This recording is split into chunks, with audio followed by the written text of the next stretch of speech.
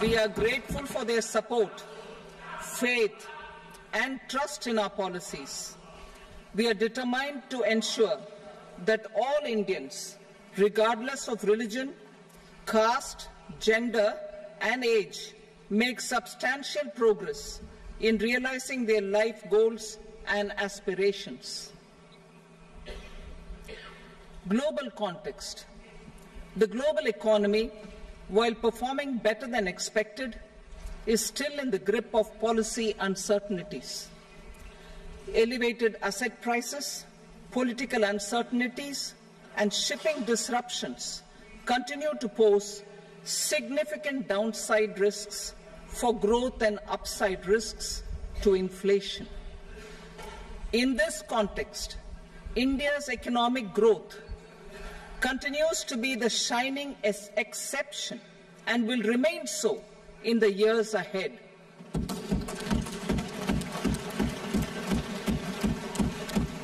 India's inflation continues to be low, stable, and moving towards the 4% target. Core inflation, that is non-food and non-fuel, currently is 3.1%.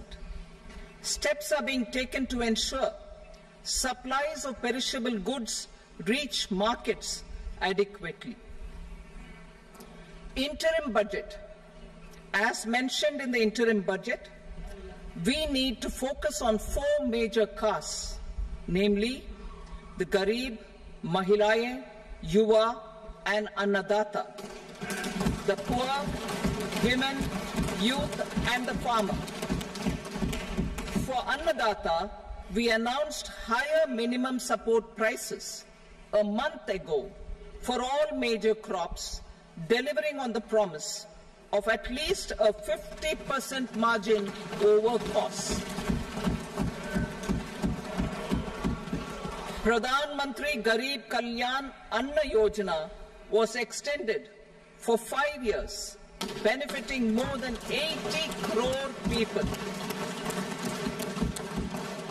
Administrative actions for approval and implementation of various schemes announced in the interim budget are well underway. The required allocations have been made. Budget theme. Turning attention to the full year and beyond in this budget, we particularly focus on employment, skilling, MSMEs, and the middle class. I am happy to announce the Prime Minister's package of 5 schemes and initiatives to facilitate employment, skilling, and other opportunities for 4.1 crore youth over a 5-year period, with a central outlay of 2 lakh crore rupees. I will speak about them shortly, while more details may be seen in the annexure. This year, I've made a provision of 1.48 lakh rupees, 1.48 lakh crore rupees for education, employment, and skilling. Budget priorities. The people have given a unique opportunity to our government to take the country on the path of strong development and an all-round prosperity. In the interim budget, we promise to present a detailed roadmap for our pursuit of Viksit Bharat. In line with the strategy set out in the interim budget, this budget envisages sustained efforts on the following 9 priorities for generating ample opportunities for all. Number 1, productivity and resilience in agriculture. Number 2, employment and skilling.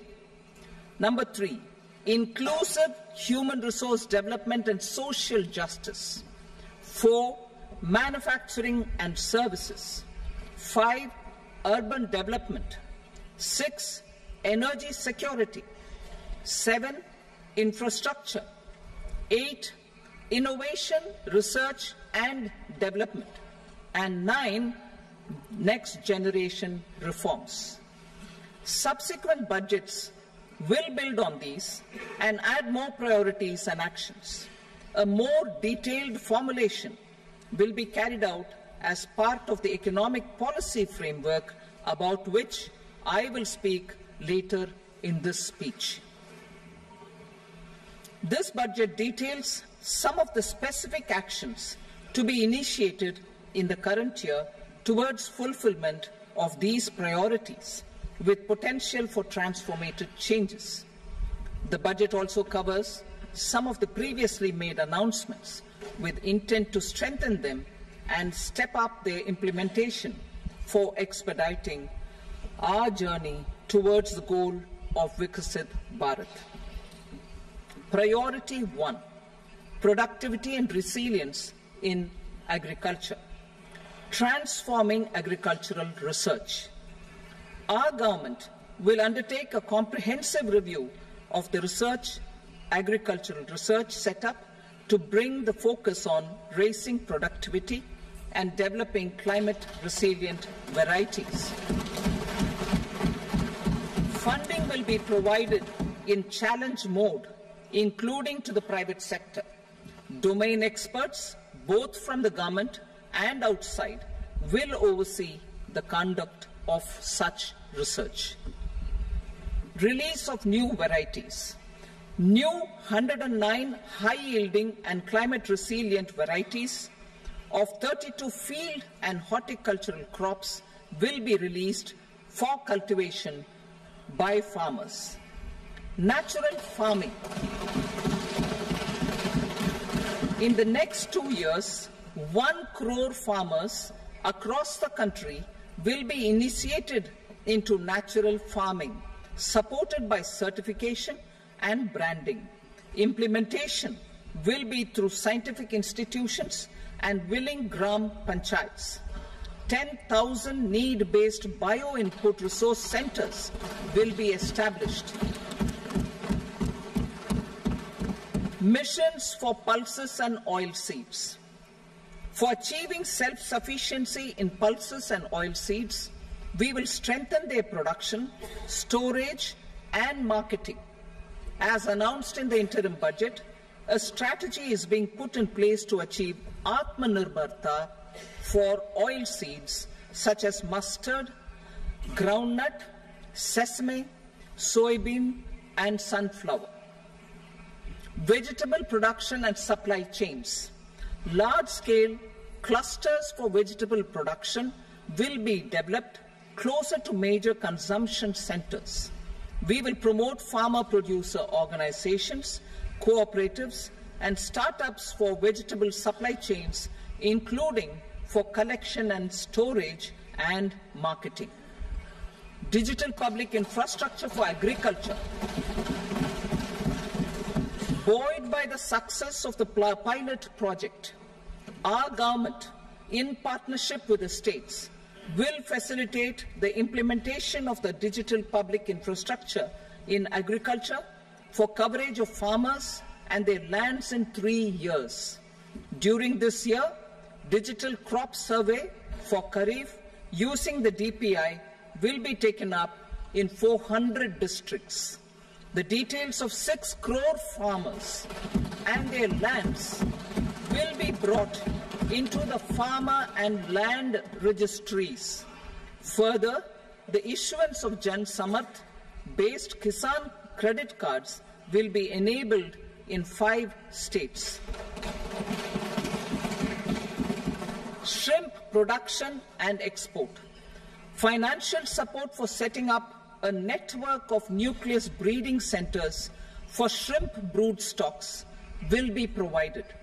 Financing for shrimp farming, processing, and export will be facilitated through NABARD.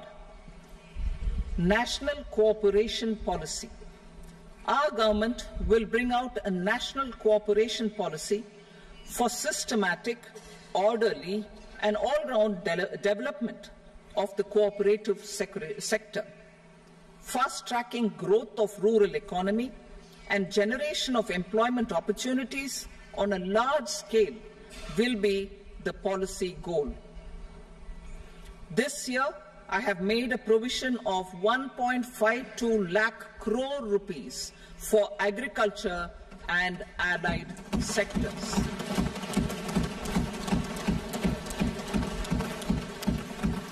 Priority 2, employment and skilling.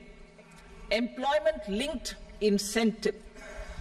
Our government will implement following 3 schemes for employment-linked incentive as part of the Prime Minister's package. These will be based on enrollment in the EPFO and focus on recognition of first-time employees and support to employees and employers. Scheme A, first-timers. This scheme will provide 1 month wage to all persons newly entering the workforce in all formal sectors.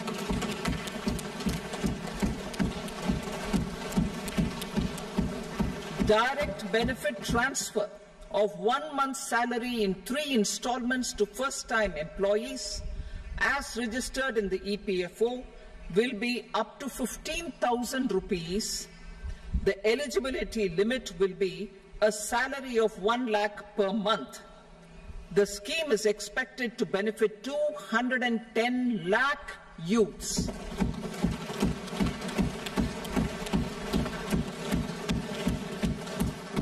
Scheme B, job creation in manufacturing. This scheme will incentivize additional employment in the manufacturing sector linked to the employment of first-time employees. An incentive will be provided at specified scale directly both to the employee and the employer with respect to the EPFO contribution in the first 4 years of employment.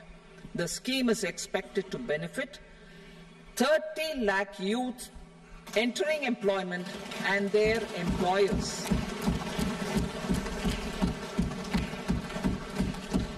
Scheme C, support to employers. This employer-focused scheme will cover additional employment in all sectors. All additional employment within a salary of 1 lakh rupee per month will be counted. The government will reimburse to employers up to 3,000 rupees per month for 2 years towards the EPFO contribution for each additional employee. The scheme is expected to incentivize additional employment of 50 lakh persons.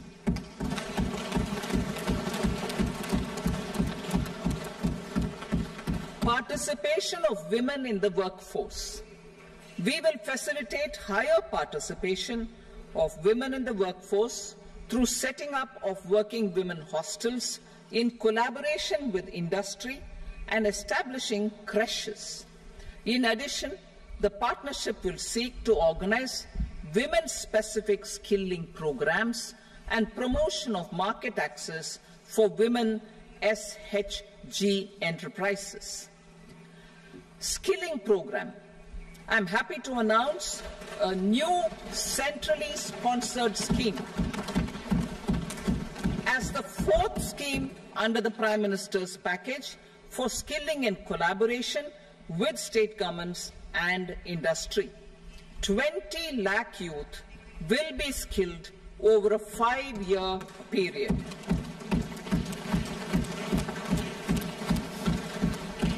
"1,000 industrial training institutes will be upgraded in hub and spoke arrangements with outcome orientation. Course content and design will be aligned to the skill needs of industry, and new courses will be introduced for emerging needs."